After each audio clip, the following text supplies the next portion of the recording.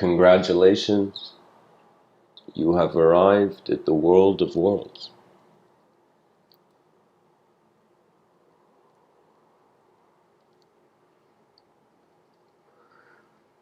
You know, there are moments where I wonder not about the world that I'm in, but about the world that was here before and will be here after me. When I realize that as an individual, I'm in a position where the individualism is like the center of a circle and there's various different angles at reality. When I think about all the ways my attention has journeyed through the way it has classified the world. You know, it's like we are in one world, but we get to experience it in endless ways. You know, it's as if one world is enough, you know. Or we can say that we are all in one world, but as we have different experiences of it, it comes across as different worlds, you know.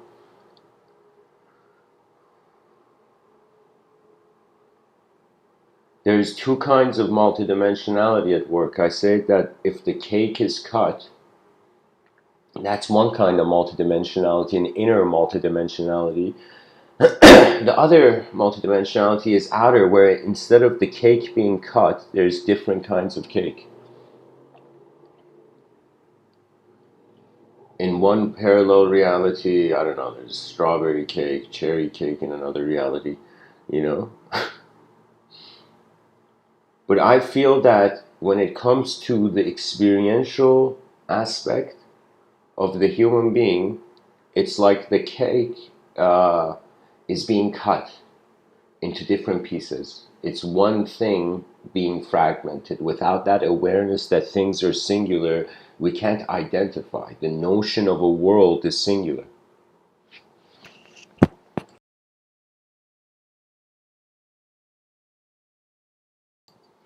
That means the concept of the world, it's one of those concepts that it's fighting, like if it was in a race, it would be in a race with the word cosmos, you know. The world and the cosmos, when it comes to the individual's ability to fathom how vast this is, they kind of are the same, you know. And of course, words have multiple meanings, guys. That's the thing about life. That the language is made in the reflection of a multidimensional possibility inside an impossibility.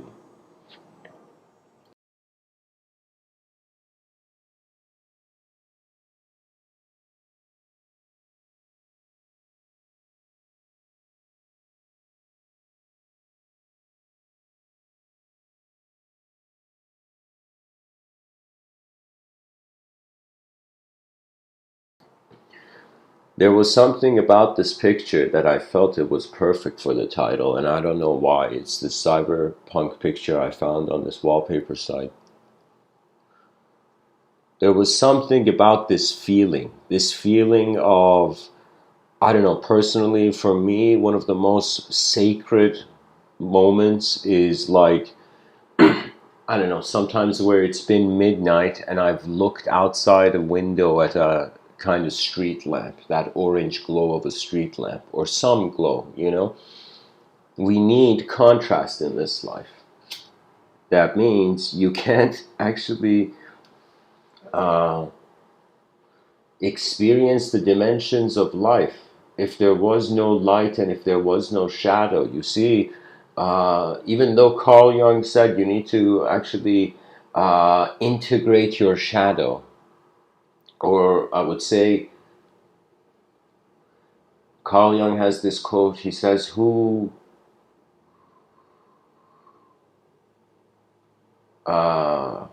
what's the quote?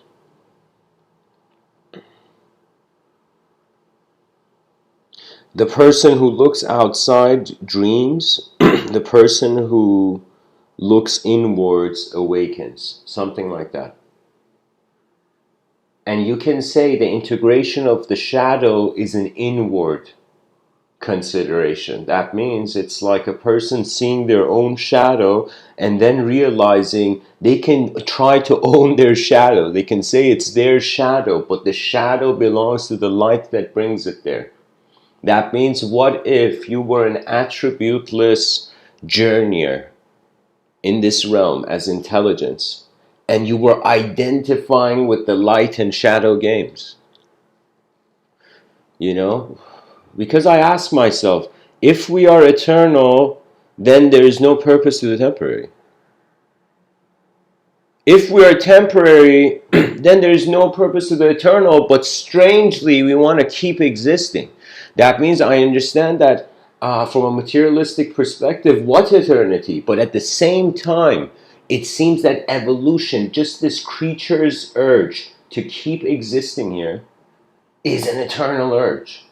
That means evolution is the eternal urge and effort of a temporary creature. You know what it is? It's like being alive is not just being alive as information. It's like the information you are is part of the great river and the information streams of this sector. You know, there's different kinds of communication. You can say there's different kinds of communication even in your inner realms. Now, what does this concept of communication mean? For me, the concept of, I could tell you, just the idea of communication changed. Oh my God, it changed. It changed so many times that I could tell you in these talks, one of the most crucial ideas is the advanced communicator. Is the human being reaching an advancement in their communication where they see it is inseparable from the advanced communication of the universal sector. Or you can say in a very playful way, as Krishnananda has suggested, that meditation, a lot of people are trying to meditate in this life, but a lot of people don't realize meditation stops. And it's not that your meditation stops, it's that the concept stops. That means the person in all traditions, all around the world, any person meditating, the whole point of them doing that is to recognize the inseparability of what we're considering as individual activity and what we're considering as the cosmic collective activity.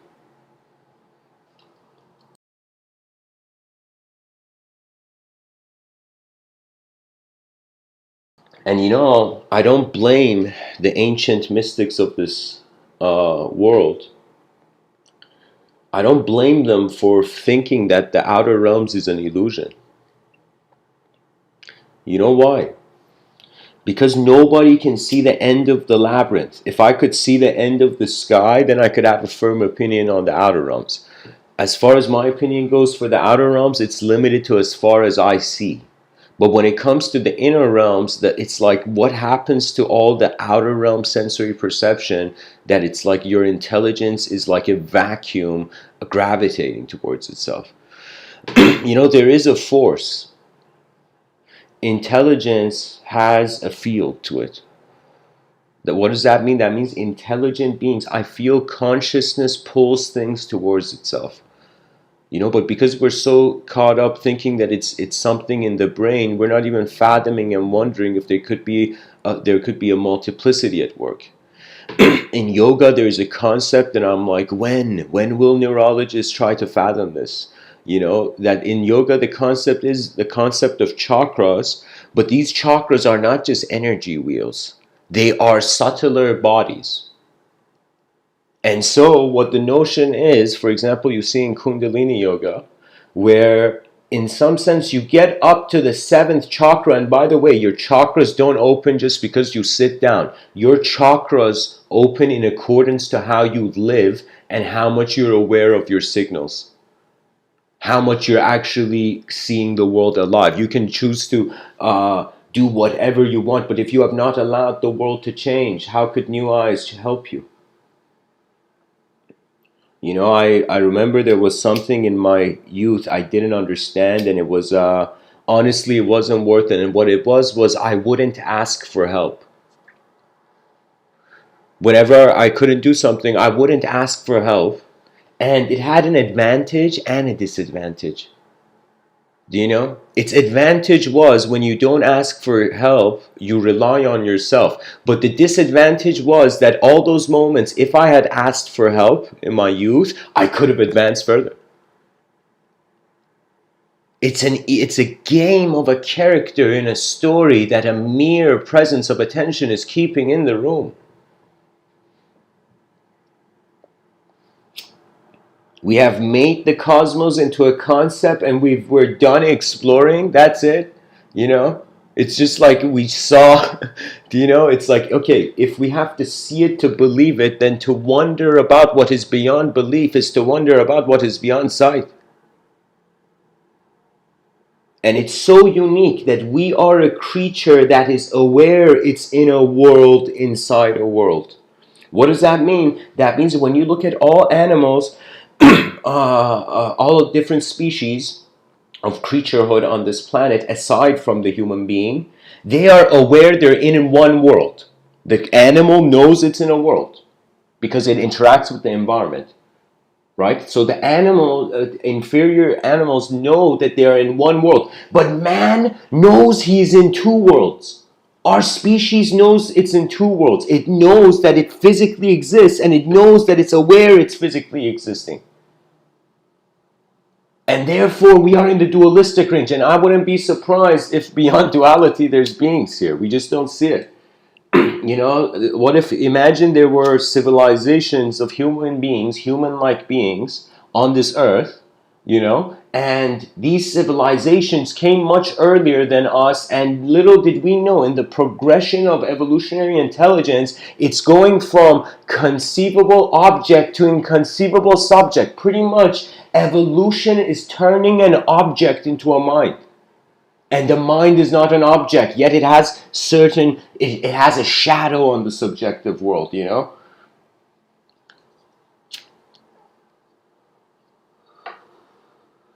We are aware of the world inside the world, and now we're moving beyond it. Like all our grandkids will be aware of three. They will be aware of the infinite. Pretty much after you have duality, that duality can access infinity. What does that mean? That means the moment you have, if you only have the numbers 0 and 1, reality is limited. Okay? So 0 and 1, we can say, is all the other inferior species. The Homo sapien is 0, 1, 2. A term that I've called is the galactician. The galactician. And the galactician is actually, it's like the next thing where I felt like we're not going to call ourselves sapiens anymore. I just had this feeling we're just going to become galacticians. We surpassed objectivehood. We surpassed objecthood. So what surpasses a conscious form? A conscious moving form. Now what surpasses a conscious moving form? An unconscious moving form. But that unconscious to itself is conscious.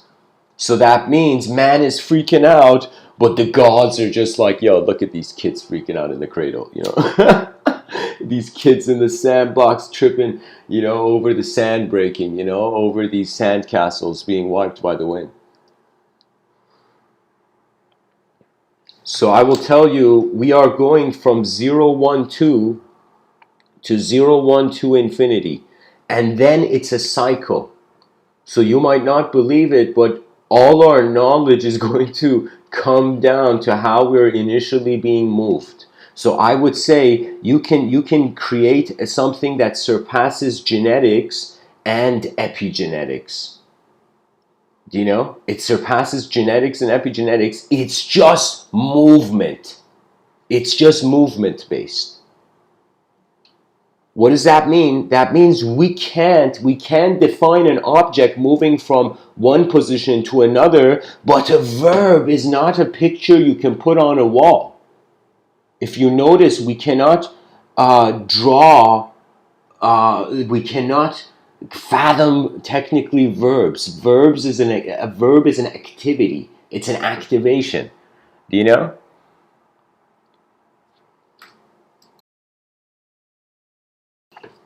And the world is changing, guys. The world is changing in so many ways that, while you're familiar to it, engage it. Because eventually, as people get old in this world, you start feeling more and more like a stranger to the world.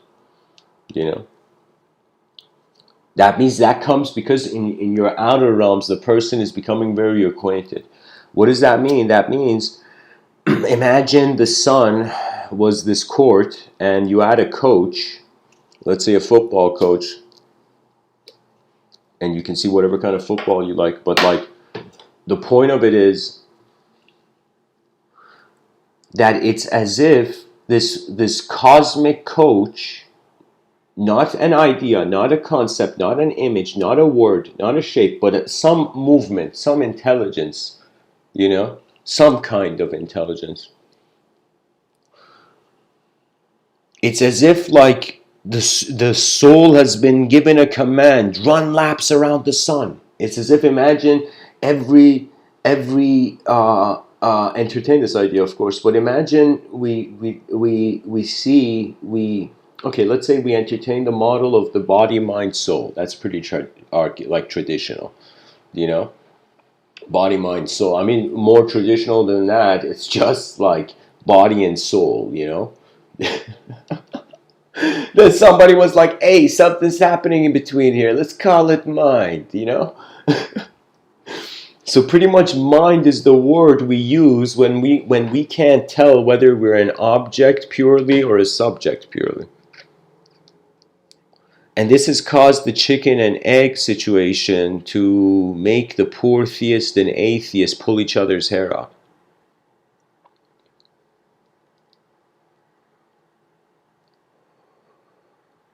There is something honorable, an honor that I have never been able to define. It's just some strange feeling that now we are here. And what now? That is, I would say, one of the ultimate questions. I can't tell you how many times I've been in kind of like in ideological settings in my inner realms, kind of caught into the structure of it. Because you see, the thing about your inner realms is that attention is the only thing that can get deceived, because the body has nothing to do with the thought. It's like right now you thinking that you're a body, and then realizing that thought of you being a body and your body are two different things. Do you know? Like matter, objects are silent, subjects are loud, subjects speak. We are a speaking subject, but we're speaking through the microphone of an object. And so when will the collective humanity be remembered? When will the eyes that could never close be remembered?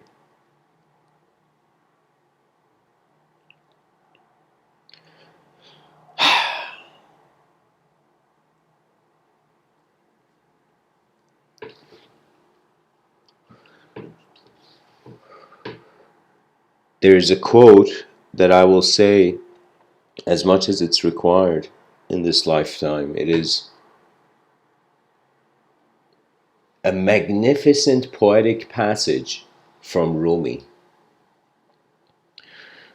Rumi says, I died as a mineral and I became a plant. I died as a plant and I rose to animal. I died as an animal and I became man. Why should I fear death? When was I less by dying? I shall die once more as man. To soar with angels bless. But even from angelhood I must pass on to that which no mind has ever conceived. We are 8 billion objects subjectively marching towards an inconceivability of how the future will either be so so fast that it will become inconceivable, or it will be so multidimensional. It will either be so vast, it will be inconceivable, or it will be so fast, it will be inconceivable. The vastness and fastness of the cosmos, two major points, both lead to the inevitability of the void. What does that mean? That means if I'm in one room of a house, or apartment, then all the other rooms are not immediately accessible to me.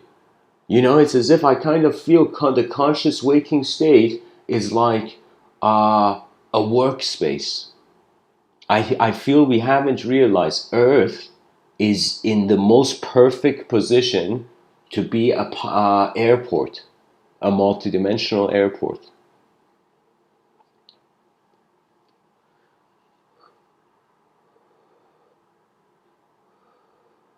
And there is more, way more than just human frameworks. Because let me tell you, I noticed something very fascinating. So fascinating, I can tell you that I was struck silent by it for, I don't know, maybe like 10 seconds.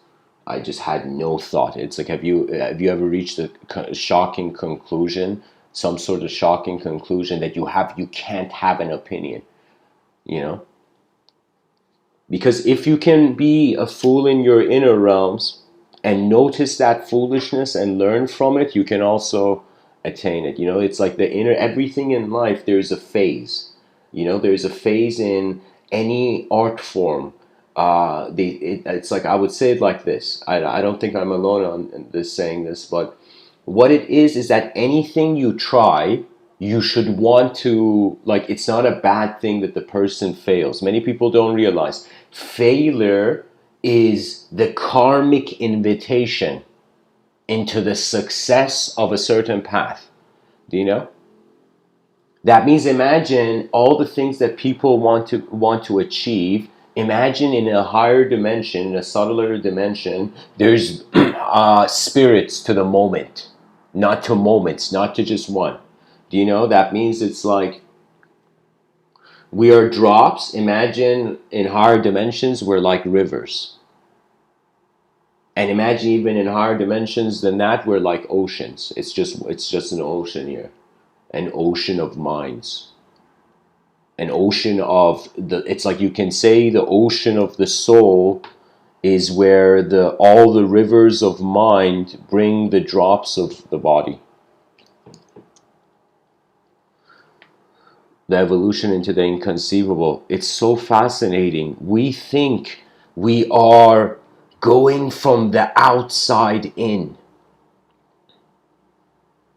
but it's actually from the inside out. The mind can't fail. The body is designed to. So we should not fear objective outer realm failure. Like it's just, this is the body. Like we live and then it stops. Or as the Zen master said, life is pretty much like you build a boat and you paddle into the middle of the ocean and suddenly the boat sinks. What does that mean? That means you go at a certain speed with a certain velocity, let's say. There's also direction there, and so with a certain speed and aim and dream and goal, and you're just going forth, and suddenly the whole simulation stops. That means the way the body is designed, inevitably we're designed to feel the past is a dream to what the future can be. Really. So I would say, let's say we had epigenetics, we had genetics. I want to say, let's create a concept here and call it pure movement genetics. That means it has nothing to do with the design. It just has to do with movement. That means you can say we're just atoms moving around. You know, that means it's just movement based, you know.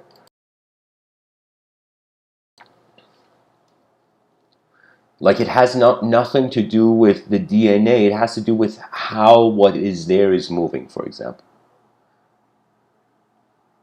I don't want to even say how, because that evokes a concept.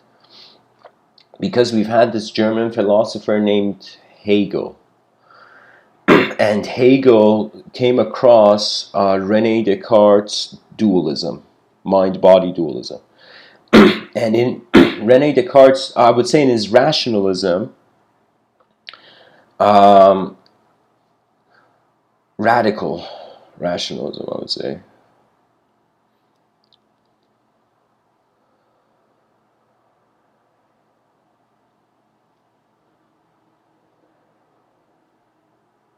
pretty much Rene Descartes saw the mind in its own dimension and the body in its own dimension as if they're separate. Okay, as if our mind's life has nothing to do with the body's life. And Rene Descartes came to this conclusion where he has this famous statement. He says, "I think, therefore I am." But the point before that, the way he came to that conclusion was that this dude was pretty much doubting everything. That was his path to truth, you know? He was doubting everything to find the only thing he can't doubt, and considering that as if the only thing left, the residue of truth in the sieve, through the sieve of doubt, you know?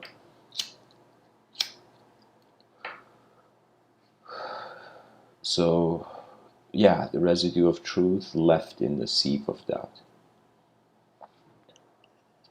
And he realized he can't doubt the doubter, which he considered to be an isolated thinking subject. Like, that's a very badass way of explaining it. I mean, I'm very happy, like, Rene Descartes uh, is in our history books, you know.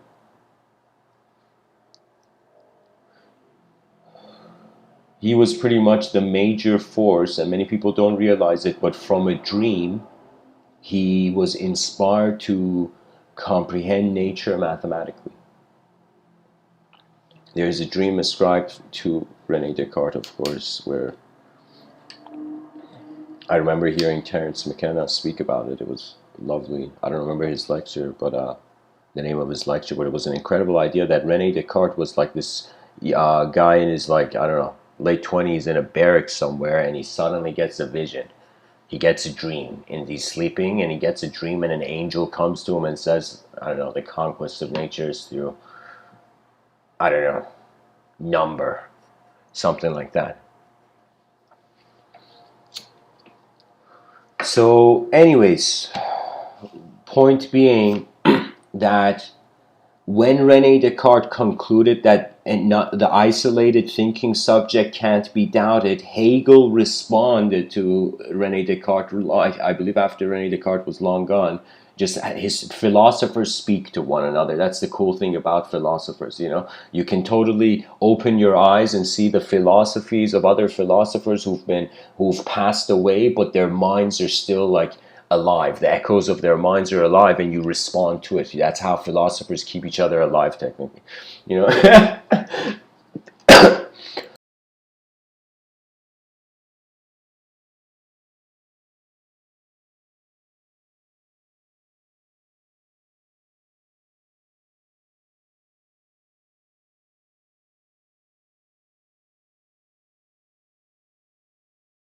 So Hegel's pretty much tells Rene Descartes that you can't have the isolated thinking subject because you need the idea of people there before you can have the idea of isolation, you know.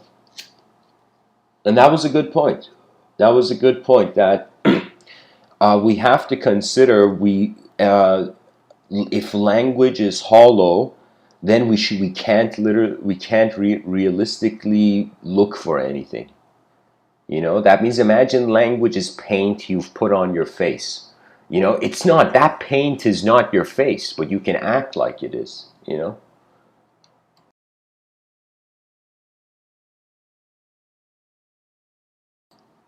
You know, a person wears a mask as long as they feel it's hidden. But when they know that their mask is not hidden, that people know their face, then there's no reason to wear a mask.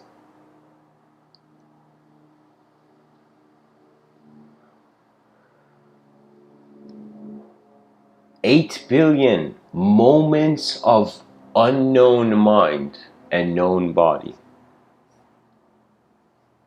We are pretty much moving matter that's moving in ways that it is unknown causally, but its effects are known. Do you know that means right now it's this complex situation where, as a human being, when I wonder about the essence of my own intelligence, I'm like, oh my God, am I the tip of the iceberg, or am I the whole iceberg? Is this visible life the whole iceberg, or is this just the tip of what is visible in this plane of existence? I personally have this idea where I realize there's nothing really to believe or disbelieve here, because it's all changing. What it is that you have to bring your attention to how it's a journey, and how it's a journey that's going from a win-lose or lose-win mindset to a win-win mindset. If we can create a civilization that is victorious, regardless of how much wrongdoing that the members do, the victory is there. So for me, I thought of like, okay, what does this mean? That means we have to literally build civilization like a theme park, but a theme park that is incredibly smart. That is, and let me tell you the difference between what I consider this really the true intelligence to not be a banishment. Certain conclusions, you can say everybody has an intellect, but this intellect, how it's implemented, tends to come to resolutions where it self-isolates. So you know what it is? It's like, I remember in my being a Persian guy, there's this whole thing. I remember in my youth when I was in high school, there was this idea of, oh, Persian pride, Persian pride, Persian pride. Then I looked at the concept of pride, and I realized it's its own right. It's it's an inner realm thing.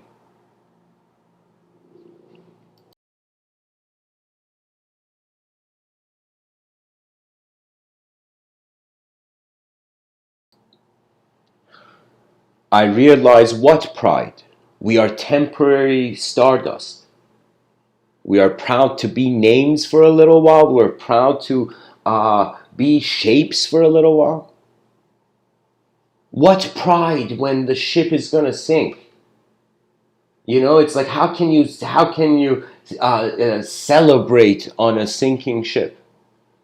So the first tactical strategy of the members of a civilization towards their own advancement of civilization is that you have to start becoming the ally of your civilization. You have to become an ally of the human being. It doesn't matter ideologically what the relationship is, but realize it is us versus the unknown consequences of nature. That means if there's an alien invasion right now, it's humans against that. Do you know? If there's a meteor about to hit Earth, it's human beings against that. Do you see? It's like once you find the common aspiration, once you notice what is the real value, then the strength comes. I will tell you, dishonesty blocks intelligence.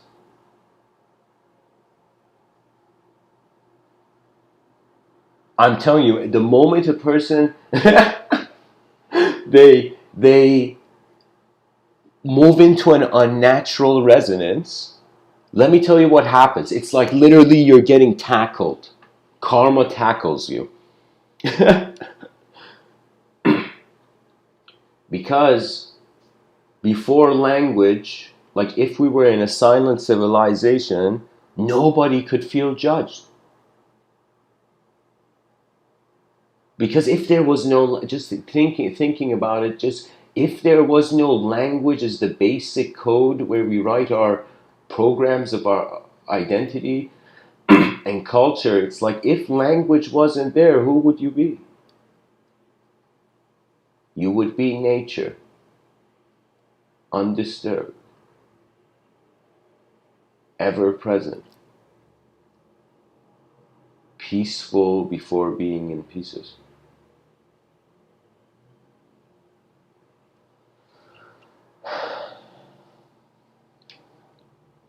Now, why have we arrived to this world of worlds?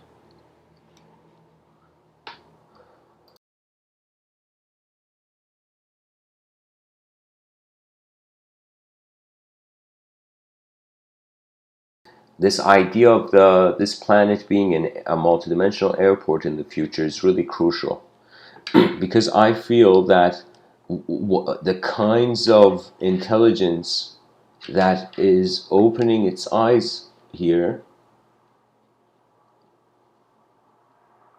this is an artist's universe. That means the creative living force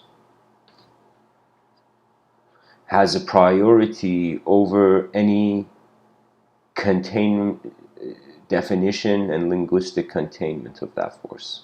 That means it doesn't matter how we measure it.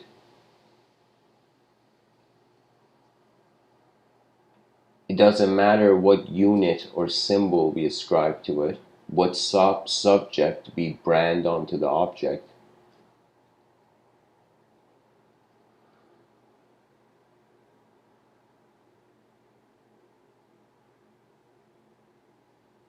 It's a participatory event.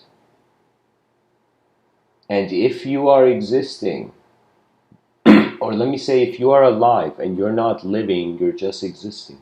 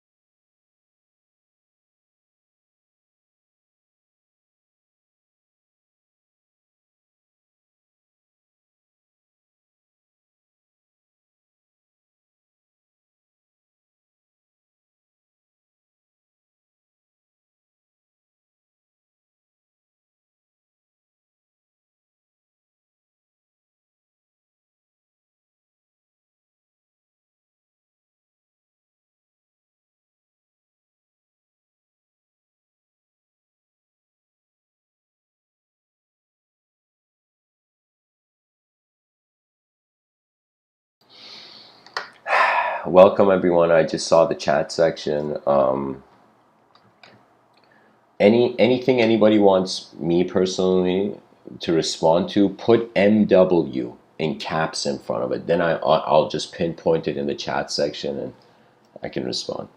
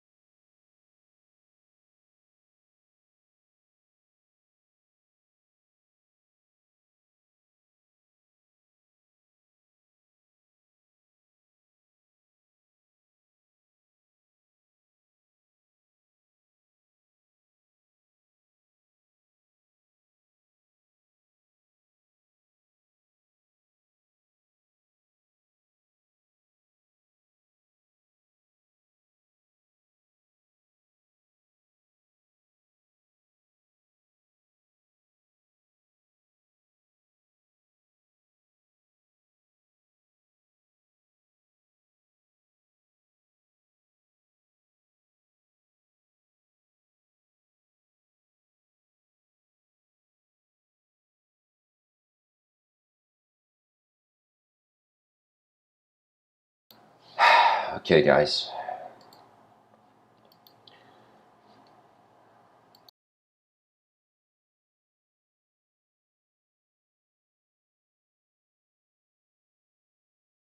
I would like to read for you something, an essay. um, an essay titled The Era of Communication that I wrote in 2015, part of this unpublished book called The Source of Language. And so the essay is called The Era of Communication. The era of communication has come. The era of advanced communication and advanced communicators. Open your eyes, my dear beings. You're also being the sun, not just the sunlight. In whose intelligence are we basking in? What is being the light of existence for you? Could the magnitude of the Himalayas be only truly entered once when the once can be... Oh my God. Could the... Just a second, guys. Just a second.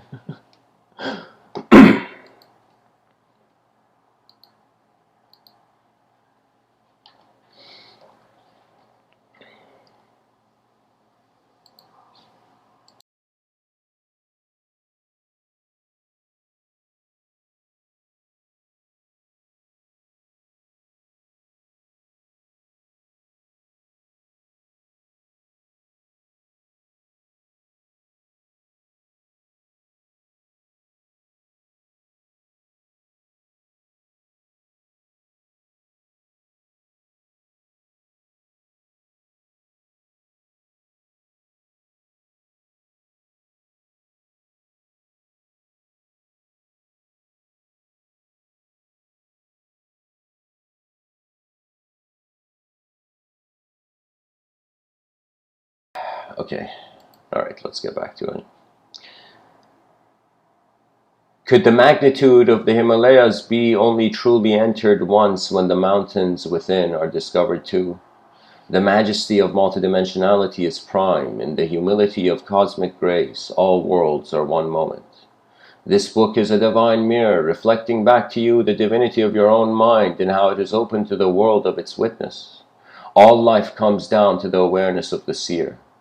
What you see is your world, is it not? Behind your eyes, are you beyond your eyes? Wow. Behind your eyes, are you beyond your eyes? Question mark. Developing an understanding of multidimensionality is crucial at this time in our civilization. I hope that when you read these words, you remember yourself as not just a person, but your whole moment of existence. In other words, listen through the planetary ear, the galactic ear, the whole cosmic ear. All that is here. When you see yourself as the whole when you see yourself as the whole universe, you begin taking care of yourself. Therefore, taking care of your whole moment means taking care of all that is and all beings. So what is the task for temporal consciousness? To break the boundaries of belief and to remember the transcendental state of how attention is creation. And when we close our eyes, it is only the essence of the Creator that has always looked.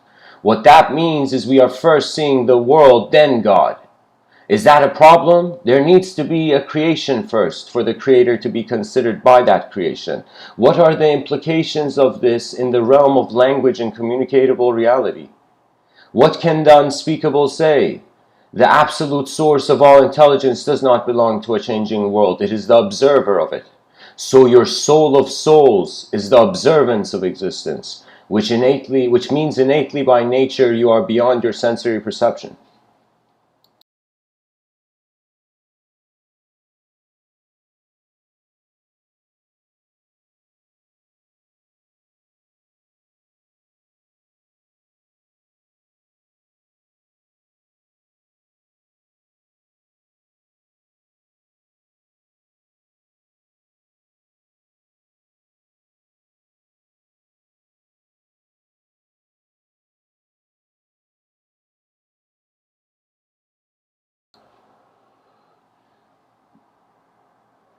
Simply because you're conscious, you're seeing, and there is sensory phenomena.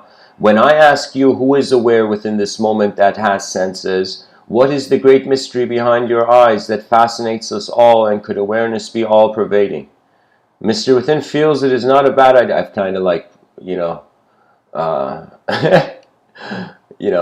referred to myself in the essay.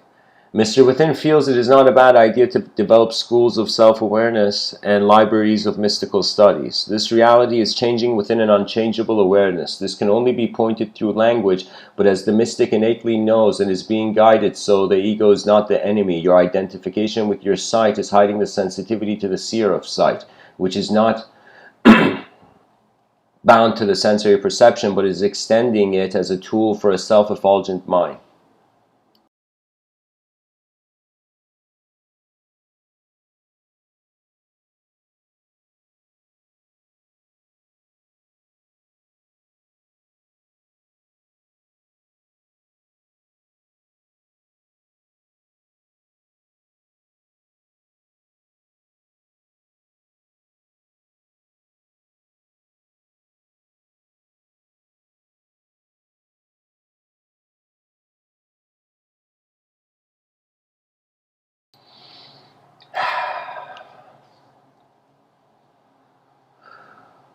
The issue then moves sensory perception, The issue then moves towards the consideration of linearity in thought and language structure and the nonlinear flows of intuitive direct experience. Language is always a step behind direct experience. Direct experience is a greater dimension of awareness. In other words, language is concerned and relative to, in quotations, the observed. However, direct experience is concerned only with, in quotations, the observer. For who is reading this sentence right now? You think an ape is looking at the ink of the page and originating meaning? Even everything you learn as consciousness is also present to everything else. You're shy? There's a question. Didn't you know? Your mind is connected to the collective mind of the whole species, in which every experience is omnipresent alongside every other experience present. Omnipresently, and in some poetic but mysterious way, we're a multiverse of consciousness reading the poetry of finite cries that we're always basking in the eternal infinitude of nature's destined gaze. The mind is not a monkey, but many have monkey minds. The intensity of sincere self-inquiry suggests how much humility shall open the doors of wisdom's love in your heart. Are you a separate entity of the whole cosmos being who you are? Some mystics do not see space separate from their intelligence. Therefore, they are in the world, but not of it, as ancient Vedic seers of thought have suggested. I notice that the Western world has the loudest voice in media, which influences many other countries from around the world and the eyes of many children growing up in this world. Therefore, as the consciousness of the Western audience increases to the performance of the self and pays attention to how the, in quotations, here and now is being here, the light in your eyes is the light of existence. What can the savant demand from his mind that has not yet been provided? Observe your deepest activities, they're all innate. Faith requires patience to fly beyond doubt. Many are pushed by the world and few realize they are the world. What will chaos order next? O mankind, these words are just a mirror of remembrance, for it seems we have forgotten we are a cosmic civilization. We always were, and our intelligence begins to go on the celestial walk. There's more than starlight here. In the Ribhu Gita, it is suggested that your true presence is beyond the three states of waking, dream, and sleep, for it is the fourth state. What that means is that there is an attention within your attention that is beyond the dance of day and night, in the adjustment of the consciousness that you are. I may seem like a person. I am telling you, you are the whole existence, for whose moment has opened its eyes. The mystic goes within to realize how the world is without. I am not a speaker of truth, but a breaker of lies. The elegance of a quiet mind is the ability to hear truth. What can words communicate that is not mirrored in the depth of the existential and experiential intelligence that you are?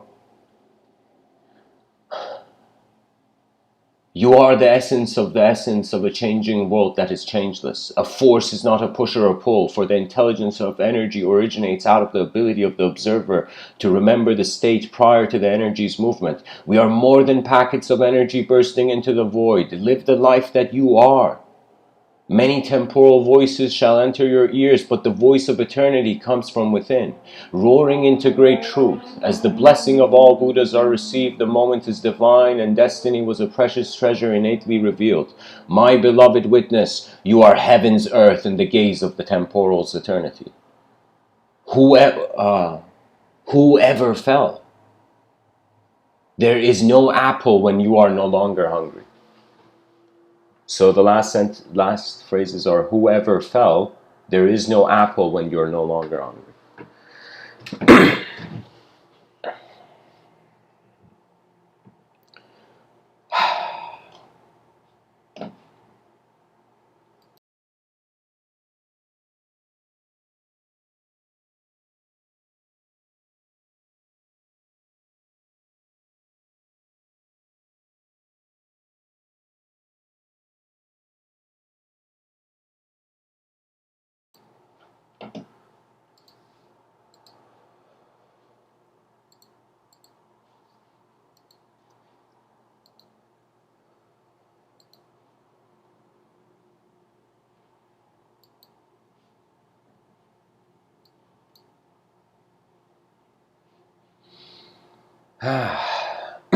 What can I say? We have arrived at the world inside the world, noticing there is the attributeless moving seer of the world beyond the world, like beyond the two worlds, you know.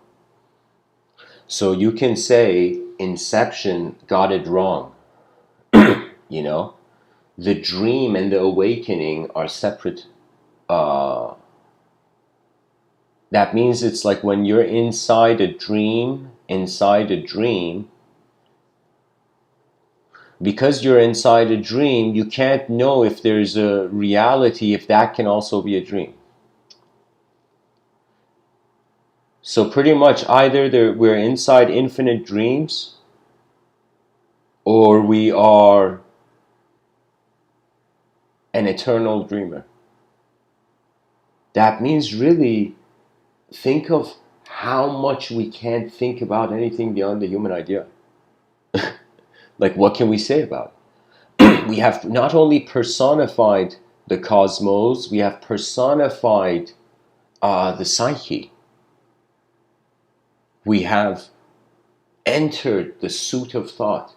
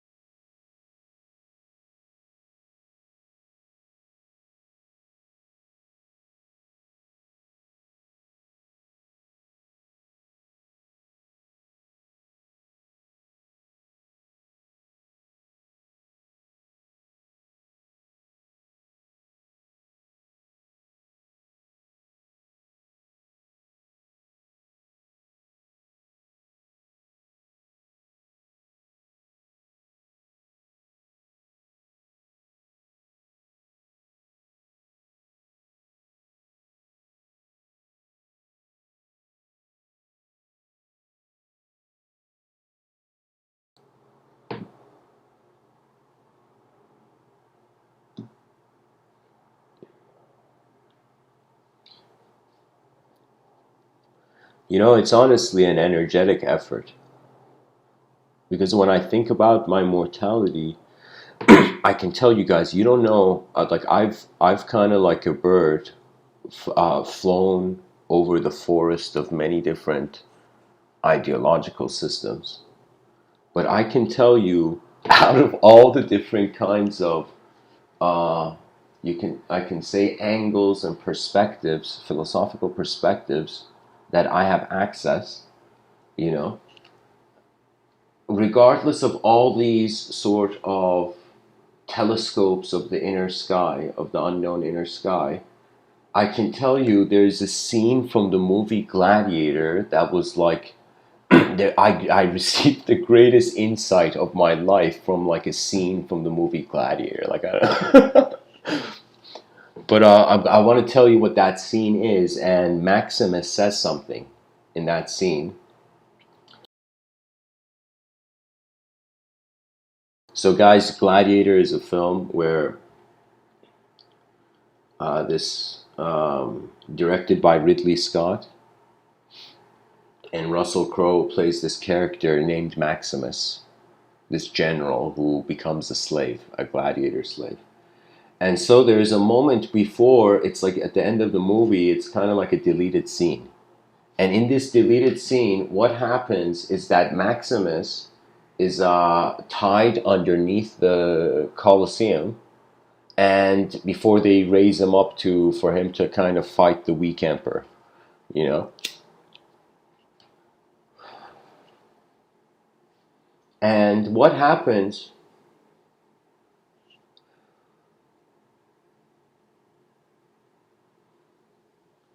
is that the general buddy who at the beginning of the film has no choice but to betray Maximus, you know, that general buddy comes to Maximus and says something like, yo, like while Maximus is tied up before he's raised into the Colosseum, he says, Maximus, the army's here, I can get you out, something like, I can get you out of here. And Maximus looks at him and just smiles, like the actor plays the character really well. That Maximus, the character, says, oh my god, what was the sentence? Uh, uh, something like, nothing happens to one that nature has not prepared them to bear. Something like that. What does that mean? That means like Maximus, his mindset was like, nothing happens here that nature has not prepared itself. Nature has prepared itself for everything. You know? Let me see if I could find the scene, guys. Let me see. This scene is so worth it.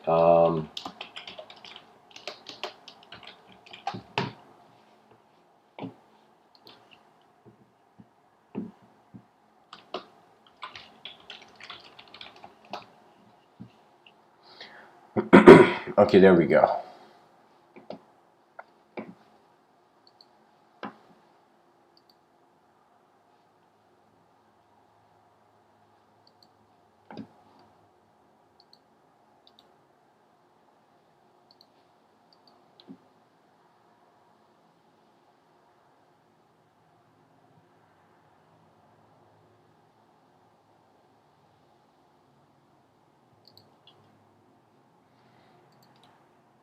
All right, guys, I found the video, so I'm gonna post it in the chat section. Just people click it and go watch it from 141. So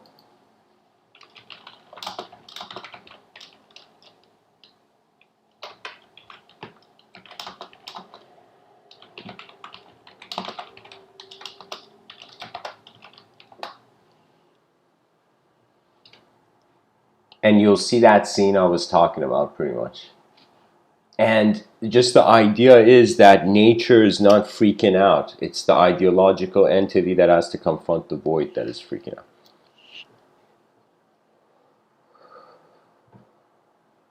We can say existence is extremely confident. It's just the experiencer that doubts how far it can identify with existence or go as existence, or what is even the point of existence, or is existence a mirror for the direct experience of a mind beyond the existential limit? Like, you know, the questions are vast.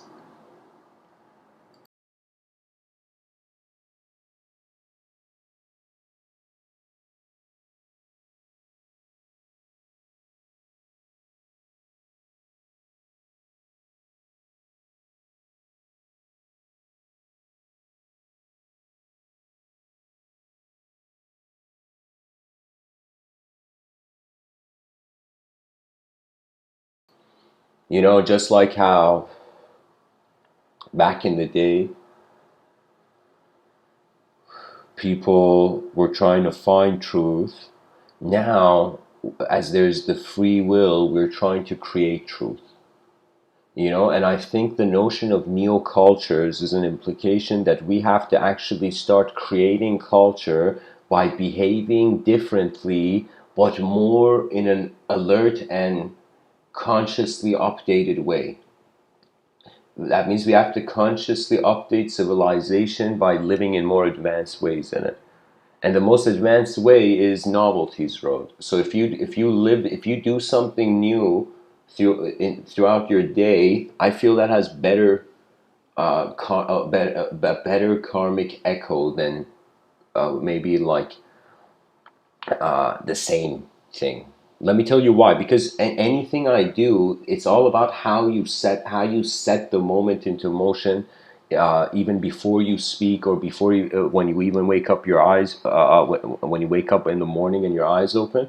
It's like how you set the day into motion is important. Like how you roll it like a bowling ball for it to kind of be the day. Do you know what I mean? So that setting into motion has to do with the feeling you have of how much you feel you can lose or not lose. And when I say lose, not in regards to like a competitive way, I mean literally there is if you have something to lose or not. For example, we all have a biological body. This body, we are cautious of our space, of our intelligence, and just all these martial arts. Why? Because it's like the body. We want to protect that space, you know. Um,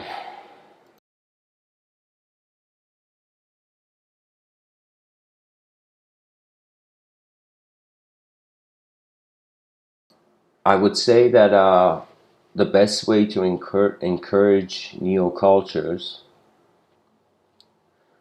is to treat culture as a program that it's being coded. And if people in any culture keep behaving in the same way, that cultural format doesn't update. Now, something strange has happened.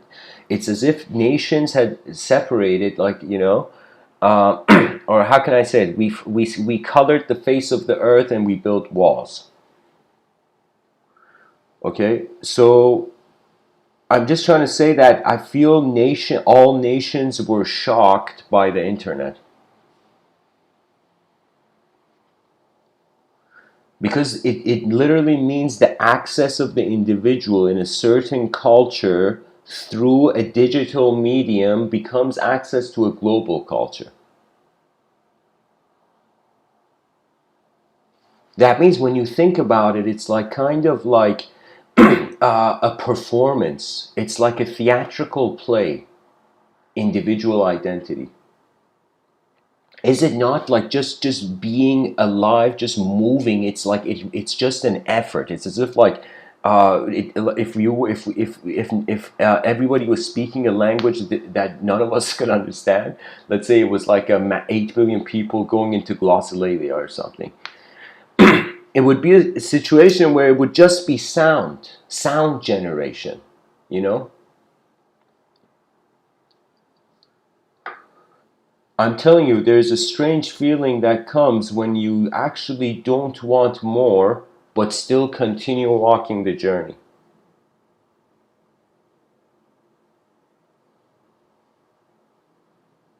Because it's like when you don't want more, you give your intelligence a chance to see the outer realms, then the inner realms can uh,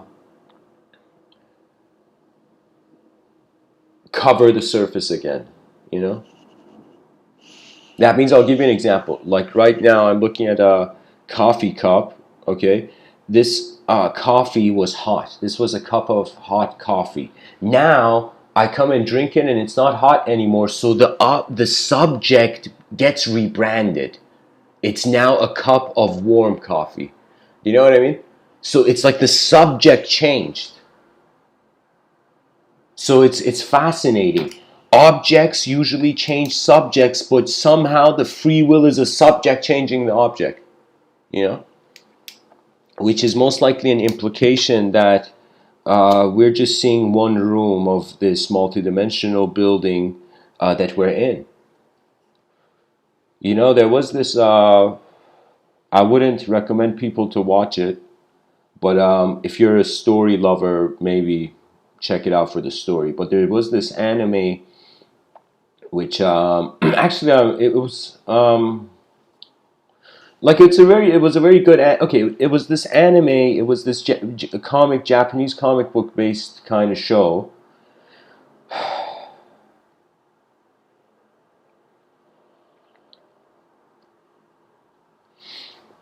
where the whole protagonist was stuck inside a building and was just trying to get out of the levels of this mysterious building, and it was like a horror thriller kind of themed show.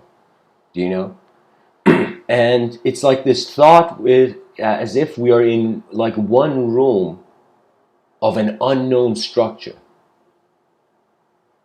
and a structure that is endlessly under construction.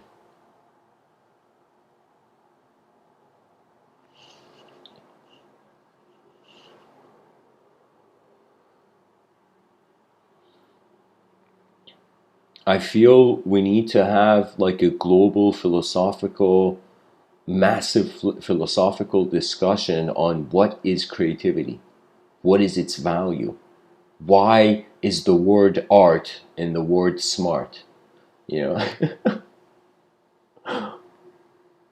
You know,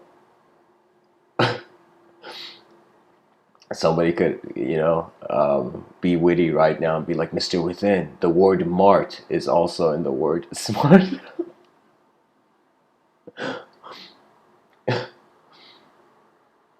Oh my god.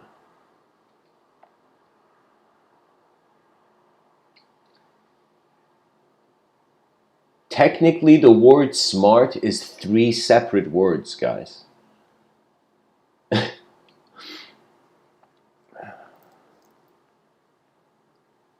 It's like if you could see 3 words, like, I remember being a kid and seeing this Power Ranger thing where the characters would just like go into their robots and the robots would join together or something.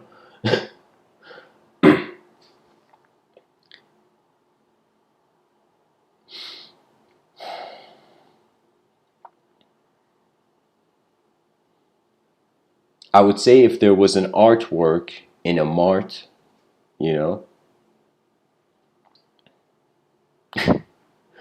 and the mart was owned by a person, that person could be said to be smart. Yeah.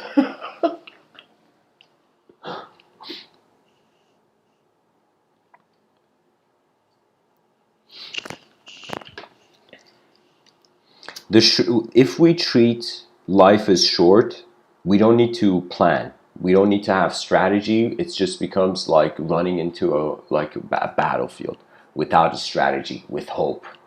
Hope is like technically it's not a strategy. You're just depending on luck. But the thing about strategy is that you see what's happening before you become part of that happening. And if this principle is kept in mind, I will tell you, people will see the value of being a human being that this world has never seen before, rather than being like a human being this world has seen before. Every person has a different DNA. As far as I'm concerned, under a microscope, we're all X-Men. We're all like have superpowers, but it's just on a micro. It's like on a very small level of how our DNAs are different, and it's just phenomenal. Sometimes I can't, like, there's nothing to believe here when the moment is being everything. The experience of the moment. There's a story of this patriarch of Buddhism named Bodhidharma. After scolding an emperor, he goes outside of this palace and he sits with his face like an inch away from the wall of the palace. And so Bodhidharma goes into this samadhi, they would call it, and this one, I don't know, let's say foggy night, this bewildered person comes to Bodhidharma, the sage, and says, Bodhidharma, my mind is restless. Oh, sorry, he doesn't say that at first. He says, Bodhiyama, help me. Bodhiyama's not like even in the room, in the conscious. I would say he's not even, the pilot's not even aware of the plane. Pretty much the guy, Bodhidharma, seems to not be hearing him. As the story goes, the guy cuts his hand, like some next level messed up sign of loyalty or something back in the day. So the guy cuts his hand and he says, Bodhidharma, help me. I think he cut his hand so Bodhidharma like has no choice but maybe something messed up like that. But it was like but I wouldn't say it's like that. In the Zen book I was reading, it said it was a sign of loyalty. So this guy pretty much does something extreme, and Bodhidharma eventually gives him an audience. So Bodhidharma says, "What is it?" And the guy says, "Bodhidharma, I haven't slept for days, and my mind is restless. Please pacify my mind." That's the question the guy asks Bodhidharma, this liberated sage. And Bodhidharma looks at this man and says, "Okay, I'll pacify your mind, but bring your mind right in front of me. Put your mind right in front of me, and then I'll pacify it. So go find your mind and put it in front of me. I'll pacify it for you. I'll fix your problem, but put your problem in front of me."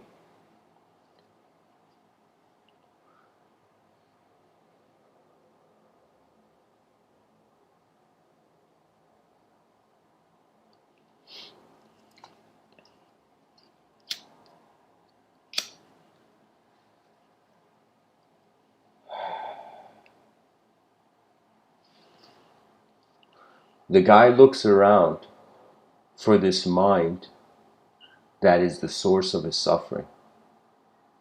He's like, "Oh, no way, Bodhidharma's going to help me. All right, let me find this mind that's causing all the pain, all this suffering." And he looks around and he realizes he can't find it. He looks at Bodhidharma and he says, "I don't know, I can't find it." And Bodhidharma looks at him, smiles, and says, "There, your mind is pacified." As if the suffering didn't exist when experience was there prior.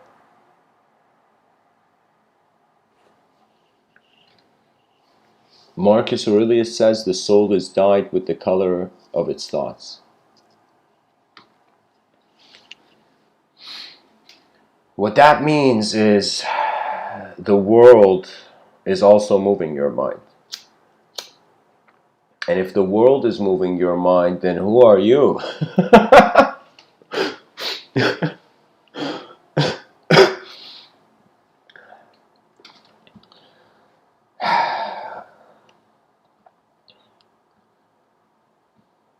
It's like, human beings were fighting over all their ideology and causing, pain to the land. And Gaia was like, "Yo, human beings, don't you realize you're all earth?" Like, what do you know what I mean? Like, I would say, like, people can even bond over their mortality. That means we can, it's like literally we're creatures that are going through similar cycles of manifestation.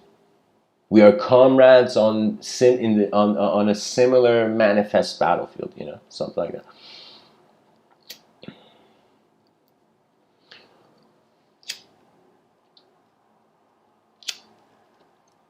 Now more than ever, communication needs to accelerate, especially before 2045 or 50.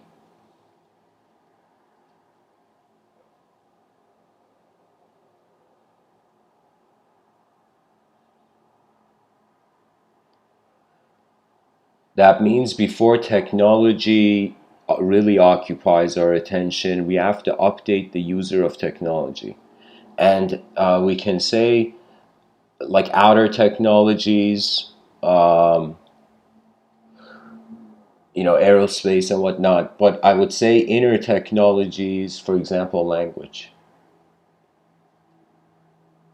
Language is an inner technology. Language is not you.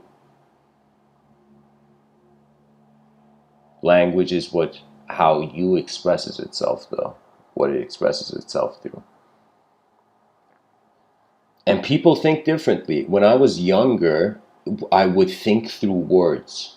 That means I wouldn't see things in images. So when somebody would talk to me, I would just see like sentences in my inner realms.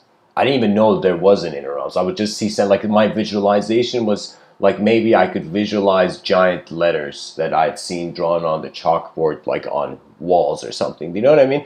But it wasn't image based. Then at some point in my life, my thinking became image based. So that way I could remember everything, because when a person would speak, it would become like a movie for me. Because it would become like a movie, it's so much easier to remember what's happened in a movie than to remember what's happened, like the exact sentence structure in let's say, passage of a book.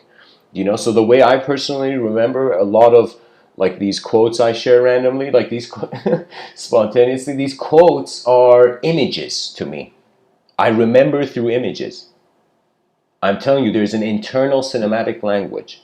And once you listen that way, what does that mean? You can practice it. Like, or maybe, I don't know, people who've been listening to these talks, maybe you're aware of it by now. But like the whole point of it is like, if you had one lifetime to know who you are, would you?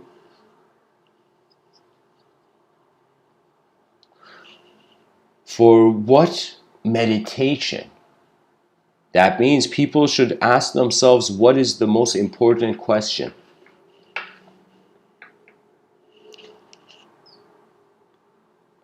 And the answer, I feel, could be, how is attention being what it is doing? I honestly feel that the educational system should change in a way where there is like a silent meditation at the beginning, 30-minute silent meditation at the beginning of class, 30-minute silent meditation at the end of the class,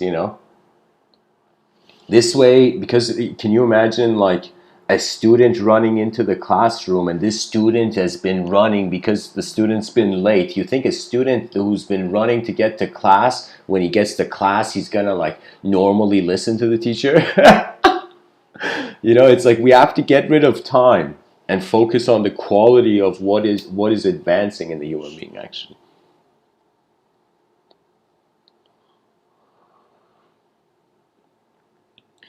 I would say insecure teachers, they never give the finale to the student. But teachers that realize they are students of higher dimensions, there is then nothing to keep. There's no secret. There's no secret when you suddenly realize this is like, I don't know, level 3, and there's like, I don't know, 1,000 levels to this.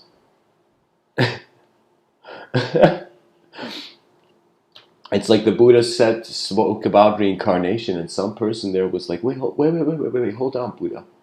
Are you saying we're gonna endlessly like respawn? And the Buddha's like, yeah, if you think you're an idea, well, guess what? You're gonna continue being one. If you think you're weak, there is freedom. Like, you don't see people going in the street and taking off people's hats. It's the same thing. If you think you're weak, that's like literally like you wearing like a coat, wearing some clothing, a hat or something. And as long as you have that hat on or that clothing on, I mean, sure, you wear a jacket that's, I know this from personal experience, but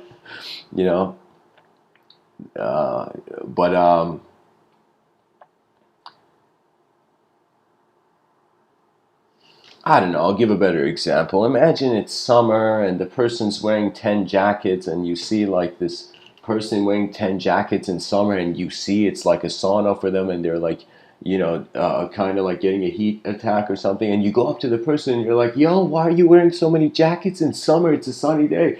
And the person's like, no, my ancestors wore these jackets, and the ancestors, like my fathers and like my great ancestor, my whole lineage has worn these jackets, man.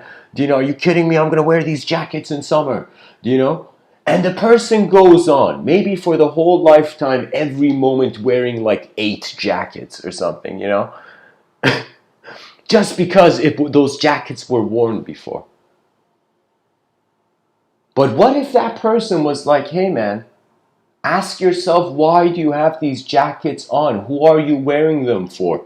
Do you think your ancestors wanted you to wear 8 jackets in summer? You know? Do you see sometimes we glorify the past without realizing how they were looking at the future?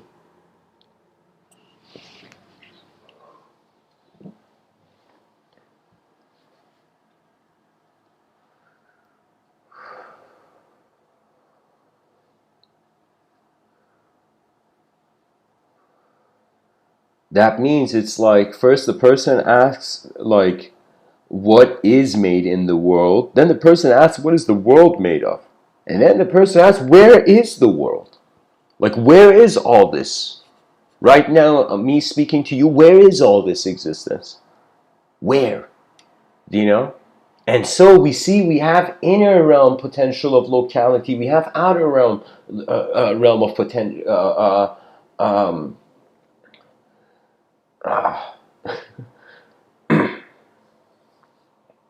I'm just trying to say we're going to realize we're one mind in multiple ways.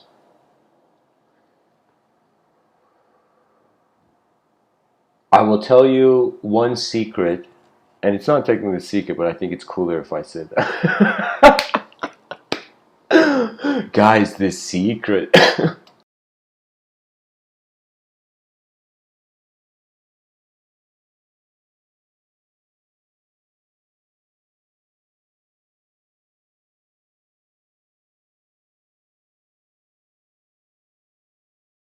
Guys, this secret is such a secret, it's like not a secret. The thing about creativity is allowing that simplicity of your inner child to simply hover over the archetypal landscapes that you have identified. The issue is you're seeing the being is entertaining the lesser self. Um, Imagine a time traveler came from the future to you and said you get the chance to see 2 types of futures. One, what is the best thing?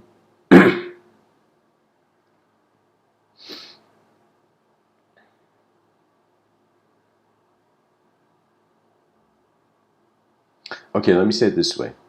A time traveler comes from the future to you, gives you an option.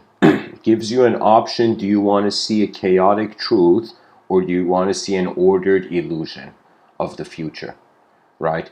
Now, the person has the choice to see the chaotic truth or the ordered illusion, and when the person wonders which one, I think there's a decision. I think the ordered illusion is the sense of past, the chaotic truth is the future.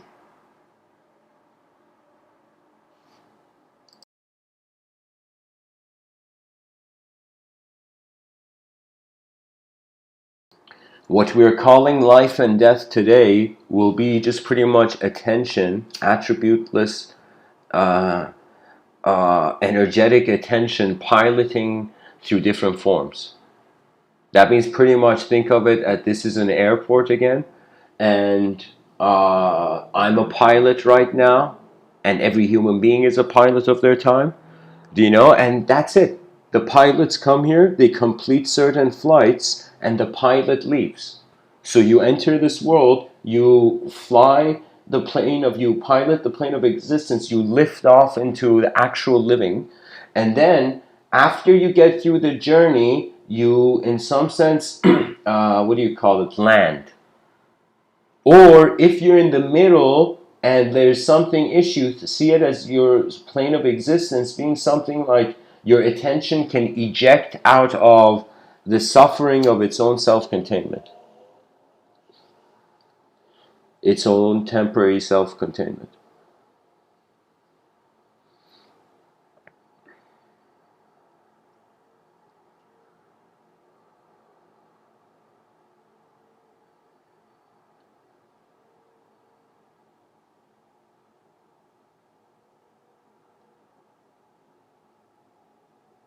The world of worlds means all worlds are in a world.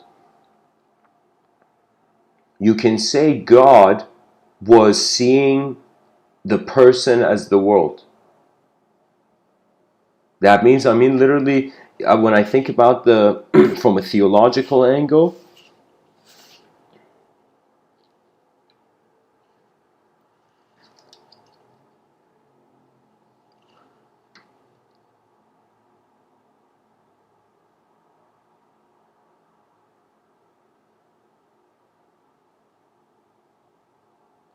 it's as if like this is the way that we can say the mentality is being designed.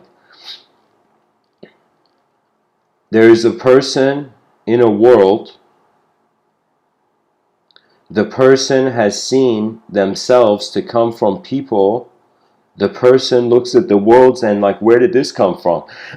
And there was the consideration that it came from a personality, but not a conceivable, comprehensible personality.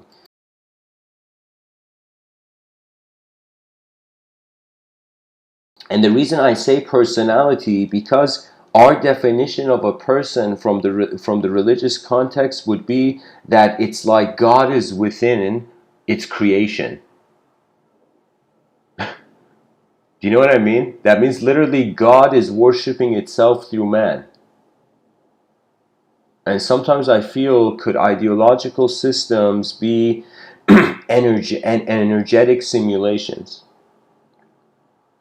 Because imagine we shouldn't treat ourselves as if we are in this visible realm is the only thing that's it. That is pure naivety.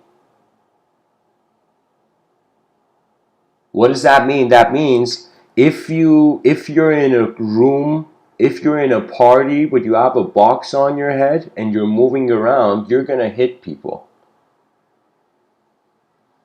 Do you see? So it's like, imagine a bunch of people they're in a room. There's a bunch of beings who they don't have night vision goggles, and some beings in that room have night vision goggles. Okay, those beings that have night vision goggles, they see literally realms of information that were not there before.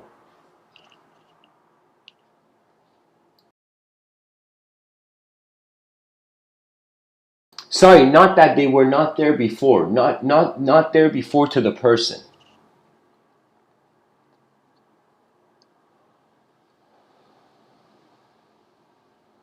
I thought about why they would say there's nothing new under the sun, and I realized because it gets old. Even the sun has a life cycle. So we are pretty much saying the soul, we are human beings that have souls, that the souls are the mystery of this unfathomable divine will, and that it's within us. So technically, sometimes I feel, could the religious mentality be divine narcissism?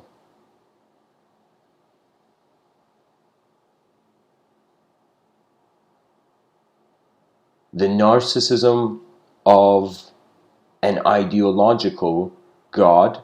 But if God is not an idea, then how is it a concept? Do you know? That means it's this thing that's it's been all this time has been passing, and we haven't realized, is the language the truth, or is what the language pointing to, the direct experience, the truth? I would say we're not here to just hear sounds in our ear. There is something that requires to be done, you know? And I would point the future generations to realizing that this world is filled with programs. And as you're born, what your conditioning is literally like a phone, all the applications you simultaneously have running. And as you live and have different experiences and become a different person, certain applications close, certain new applications open. until you suddenly wonder why the phone is in your hand. And that's like the mystical self-inquiry.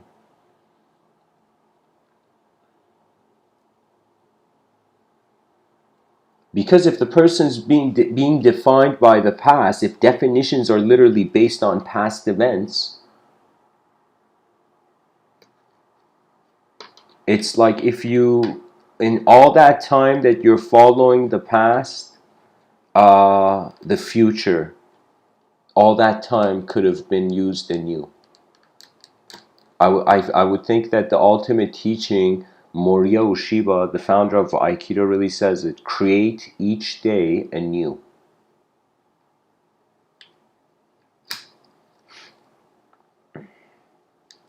Perhaps novelty is its own truth. Thanks for listening, everyone. Much blessings and namaste. Actually, I'll put a Q&A for 5 minutes if anybody has questions.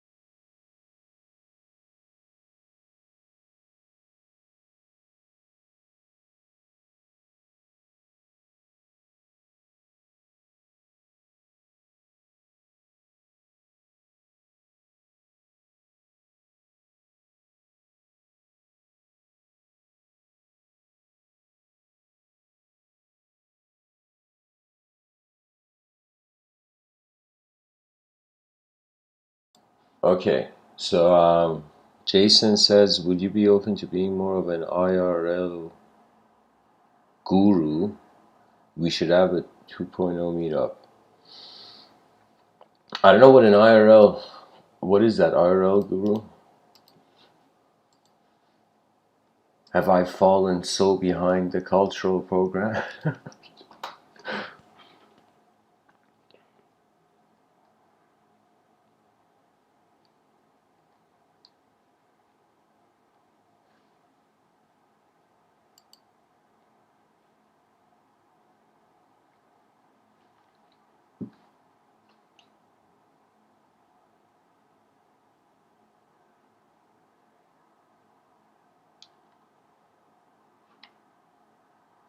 Yeah, I have no idea what this is. What do you mean?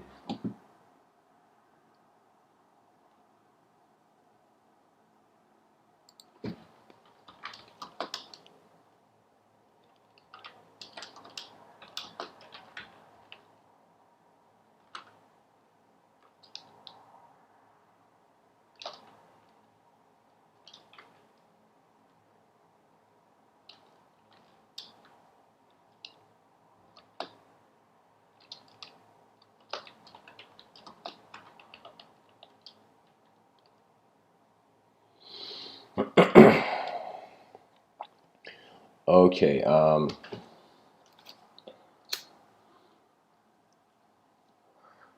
So I would say, Jason, I think you have the wrong idea.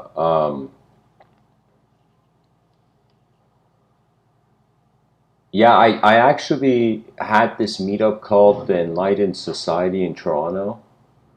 I tried it a couple times, but then it was too much to keep, you know? But there could be like events. That's a good idea. But I think most of the people listening to this, I checked the analytics, are like in the States. And I live in Toronto, so I don't know what kind of.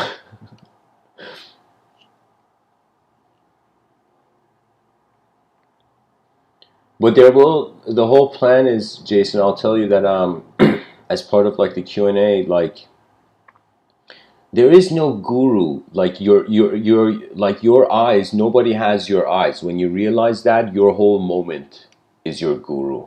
I'm just a part of your content of your whole moment. Do you know? That means if you see the guru outside of your eyes, oh my god. Like, it's like, you don't see anything. So what I mean is, like, it's like this notion of a guru is done. That's archaic. Now I only see advanced communicators and pilots. These are the only two archetypes I see. Even though I speak about meditation and all this stuff, but these are the two archetypes I see. That's it. We're just communications of the universal sector, individualized for a little while to do some stuff. So what guru? It's like an event. It's like wondering if EDM concert, like like the DJ is the guru. No, the DJ is just some dude just playing the track. Yeah, yeah. So but I'm saying here, this in this way, where in the future, guys, I'm going to really focus on having design workshops. That means I'm going to give a lot of public talks about design specifically. And this book called Civilization 2.0, which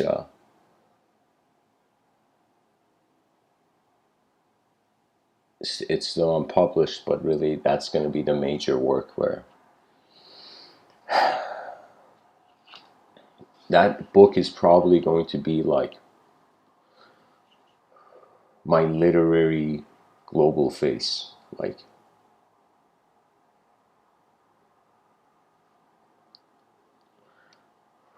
but anyways, guys, if there's more questions, actually, it's been more than 5 minutes, guys. I don't know what to say.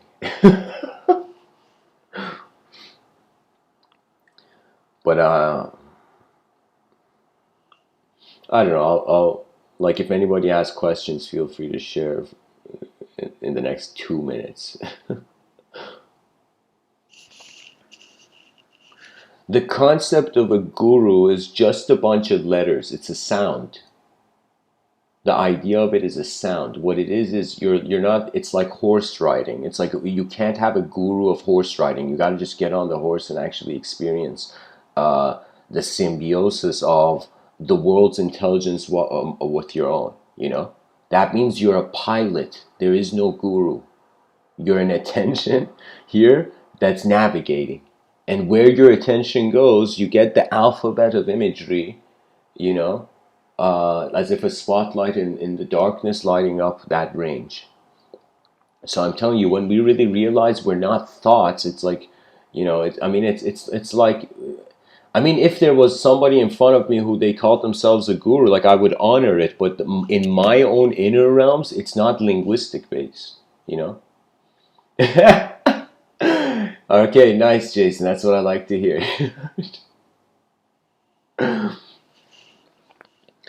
But yeah, yeah. I'll tell you, like, it's just a story. It's like the mind is going through stories like seasons. Like, every day I wake up, it's like there's something different about that day than yesterday that kind of suggests a different self. And it's not that the thing is like the whole thing is I don't like idea worship. I like using language as a technology, but I don't like somebody worshiping the technology. You know, it's like I give a good example of it where I say, like, imagine Tony Stark forgot he's Tony Stark and he thought he's actually Iron Man. Do you know? And Tony Stark's wife is like, Tony, get out of that suit. You know, it's been weeks. The kids are crying. You know, Tony, what the fuck? And Tony Stark's like, my name's not Tony. Yesterday I changed my first name into Tony, last name. Sorry, first name into Iron, last name Man. So legit on his driver's license, he's Iron Man. Yeah. And it's like in that moment, that's kind of it. That's language worship. A metaphor for that. Tony Stark forgetting that he's not the Iron Man suit. You forgetting that you're not the thought that's just passing by in the moment, you know?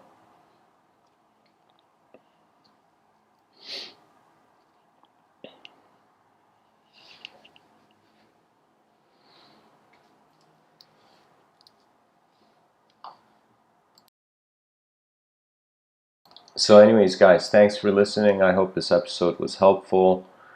The point of the title, congratulations, you have arrived at the world of worlds. You are present in an incredible opportunity.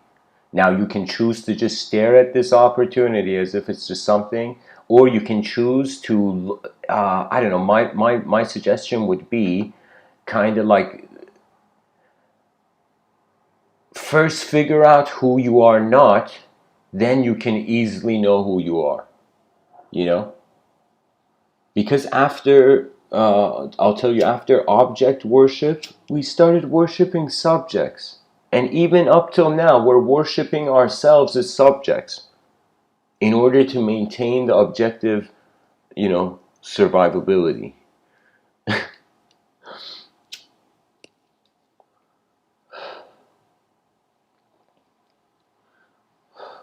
You know, for me, I feel every person has to just, the only riots that should happen to any sort of institution, let's say political institution, should just be win, win, win, win. That's it.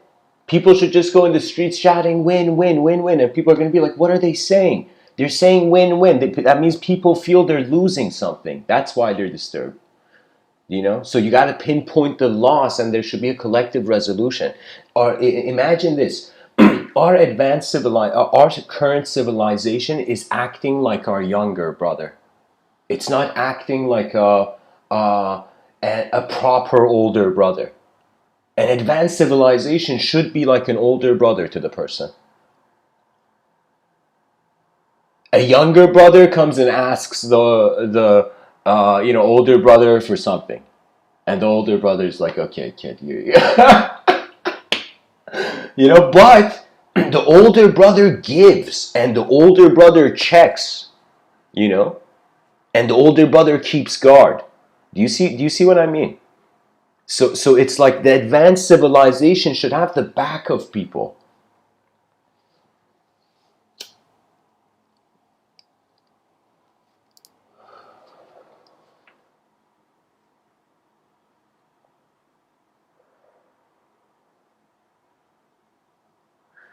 Because, guys, even let's say everything loses, you know, somebody, Jason in the chat section is saying, what if it was lose, lose, lose? I mean, you're saying loose. I think there's 3 extra O's in your sentence, but like,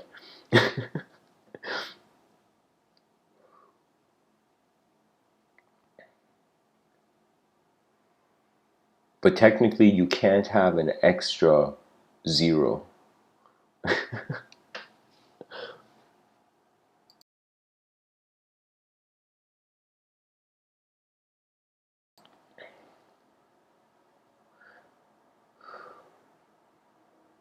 I think the thing is, like, let's say you're someone who you felt this world is a bad place, and you have the lose-lose mentality. Let's say the Joker mindset, okay? That archetype. that's willing to see it break, the system break, right? So let's say you want lose-lose. Let's say you succeed and everything loses. All members of civilization lose and the advanced civilization loses, you know? So what happens? Nothing.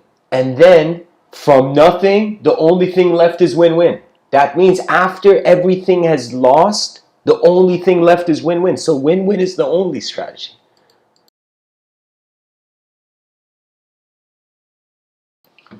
Because lose-lose returns back to before you won. Do you know? So like losing is the same feeling before even trying to see if you can win or lose. So there's no such thing as failure. There's just success hasn't happened yet. You know, that's you know, that's it. It's like success is late, you know? You know, we'll get here soon, you know? Anyways, guys, thanks for listening.